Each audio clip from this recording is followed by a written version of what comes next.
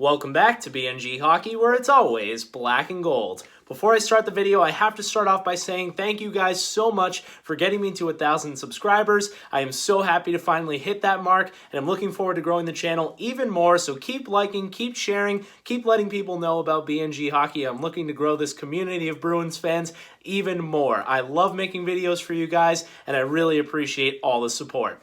That being said, let's go ahead and start the video. Now that it looks like we'll actually be getting a hockey season this year, there's still quite a few things that have to be figured out before the regular season starts on January 13th. One of those things is the new-looking divisions. The NHL is trying to make it so there's less travel, and they want the divisions to be closer to each other geographically. For starters, there's going to be an all-Canadian division, so the Canada teams are only going to be playing each other. And we do have to remember that all of these divisions are only for now. It's for this shortened season, and it's not going to be a new alignment for the league. So don't freak out. I did see some fans really frustrated with these new divisions, thinking that some of them are easier, some of them are harder, and especially Bruins fans did not like the look of this new division. The Bruins' new division has one familiar face in the Buffalo Sabres, and the rest are the teams from the Metro. They will be joining the Devils, the Rangers, the Penguins, the Flyers, the Islanders, and the Capitals to make this new East division. Now, like I said, it's only for this year, and it's not even final. This is just the rumored divisions for now, and they could still change before this season starts. And I want to start off by saying that I don't think the Bruins division is as bad as some fans are saying. There's certainly some good teams. Maybe some of these new divisions are a little bit easier, but I wanted to take a deeper dive into each team, give you my thoughts on each team, and let you know that I think this Bruins division won't be so bad as some fans are speculating. Let's start off with the only team from our normal Atlantic division, the Buffalo Sabres. Now, they made a huge splash this offseason by adding Taylor Hall. But last year, Taylor Hall had a down year, nowhere near his MVP caliber seasons that we've seen him have in the past. I do expect him to bounce back this year, playing alongside Jack Eichel. That's already one of the most dangerous duos in the league. But Jeff Skinner had a down year. He'll need to pick it up. They have some young players who are still developing, like Dahlin, Middlestat. I know they have some other young guys who haven't played yet. A guy like Cousins is a big prospect, but I don't expect them to take that leap this season. I wasn't afraid of the Sabres in the Atlantic division, and I'm not afraid of them in this new division.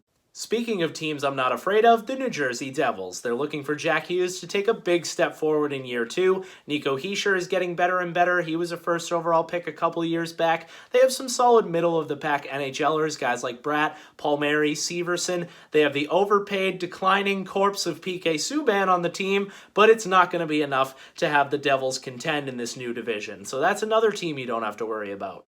The New York Rangers, that is an interesting one. They got the first overall pick in this year's draft, selected Alexis Lafreniere. He's likely going to be very comfortable in the NHL, step right in, and be an impact player for them. They have Kaapo Kakko, who they selected second overall in last year's draft. He's going to take another step forward for them. Artemi Panarin went off last season. Mika Zibanejad had a big season. They have some solid guys on their roster, guys like Kreider, guys like Trouba. So it's a pretty good team that's on the rise, and they have some X factors in those younger players who could make them even better. The net is going to be interesting for them. The King has finally left the building, but that's because the future is there, and Igor Shesterkin. They have a pretty solid backup in Georgiev, so that is an interesting team. I can't really tell you where they'll end up in this new division. They're one of those teams that if it doesn't work out, the young guys don't work out. Panarin has a bad season. I feel like the team will go as far as Panarin and the young players take them,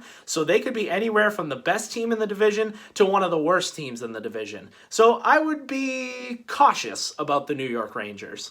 Sidney Crosby and the Pittsburgh Penguins. Anytime you go up against a generational talent like that, there's a chance that you're going to lose the game. But they're in a similar problem that the Bruins are, where their core is getting older now. Guys like Letang seem to keep getting worse. He's extremely injury prone. A full season of Jake Gensel will be huge for this team. He was off to an absolute tear at the beginning of last season.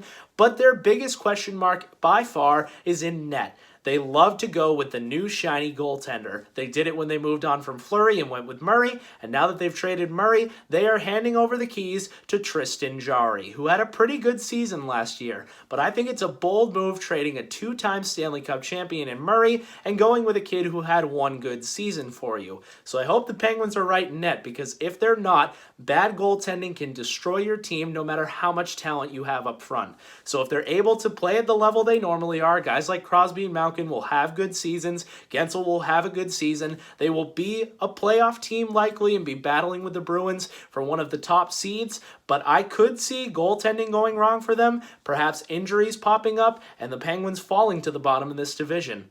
Something I forgot to mention in the last segment, the Bruins seem to always find a way to beat the Pittsburgh Penguins. They just match up well against that team. A team that they always find a way to lose to, however, is the Washington Capitals. And a big reason for that is Braden Holtby. He owns the Bruins. Luckily for us, he is no longer a Washington Capital. He's a Vancouver Canuck now, and that's because the Capitals are going young in net with Ilya Samsonov. Now, this kid does seem legit, and it's a huge reason why they just kicked Holtby to the curb, because they feel like this is going to be the guy. And I do believe in Samsonov. He seems like he's going to be a top goaltender someday. But they also have an aging core with guys like Ovechkin, Backstrom, Karlsson. Now, these are still very good players, but you always have to wonder, is this a season where they take a step down because they're getting older? Ovi will be Ovi. He'll get his goals. They have some solid players in guys like Kuznetsov, Tom Wilson. I like the look of this Capitals team. They play physical, they play fast, they can score. They kind of do it all, and they're a big threat. So I would be a little worried if I'm the Bruins, but luckily we don't have to worry about the mind games with Braden Holtby and him owning the team anymore. So that will be a huge plus for the Bruins, but the Capitals are going to be one of the better teams in this division, that's for sure. Another team that's going to be one of the better teams in this division are the Philadelphia Flyers. They have arguably the best goaltender in this entire division in Carter Hart. I love me some Carter Hart. And if you're a Flyers fan, it is really exciting to have this kid be so young and already be this good in net and only getting better. It's really scary for the rest of the league. Now, they don't only just have a stud goaltender. They have an incredible back end with an absolute stud number 1D in Ivan Provorov, who is so underrated. They have guys like Sanheim, Gostisbehere, Myers, a really solid back end. Up front is where I have some questions. Konechny really popped last season. I like him as a player. But guys like Giroux, Voracek, JVR, those guys I don't really believe in. I think they're a little overrated, to be honest with you. And they don't really come up in clutch moments. Couturier is a solid player. He's very much like a Bergeron. Obviously, he's always in those Selke conversations, and he's getting better. So they're a good team. They will be top 3 in this division likely if they stay healthy. And I really do believe that they have the best goaltender in this division, including Tuukka Rask, with Carter Hart.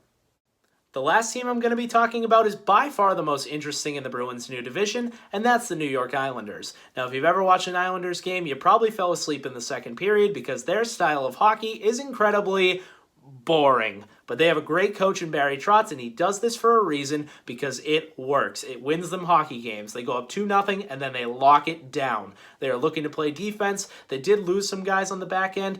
Johnny Boychuk retired. They had to trade Taves. They have Pulak, who seems like he's a number 1 guy. Noah Dobson will slide in. Adam Pellick's a solid shutdown defenseman. And they have skill up front. If they need to score, they can. They have Matt Barzal, who we all wish was a Bruin. They have Anders Lee. They have Jordan Eberle, Anthony Beauvillier. So this is a good all-around team. And in net, they have Varlamov. He's a solid middle-of-the-road kind of goalie. And they have a young goaltender of their own, and Ilya Sorokin. So all in all, this is kind of a perfect team, and with this style of play and the structure that they have under a great coach like Barry Trotz, I would not be surprised if the Islanders end up winning this division. They make it far in the playoffs, and they work with this boring style of hockey. So if the Bruins are going to win against this team, they're going to have to grind it out. It's going to be close games and defensive battles, and the Islanders will definitely be a team to beat in this new division. All in all, it's looking like the Bruins' new division will be competitive. But every year there's a team that we all think will do well that plummets in the standings. And a team that we all thought was going to be terrible that shoots up the standings and surprises everyone. So we don't really know which division will be the hardest until they actually start playing. There's some positives to this new division besides the Bruins playing well against these teams. We don't have to play the Tampa Bay Lightning. We don't have to play the Toronto Maple Leafs. Don't sleep on that Canadian division. That could be very good.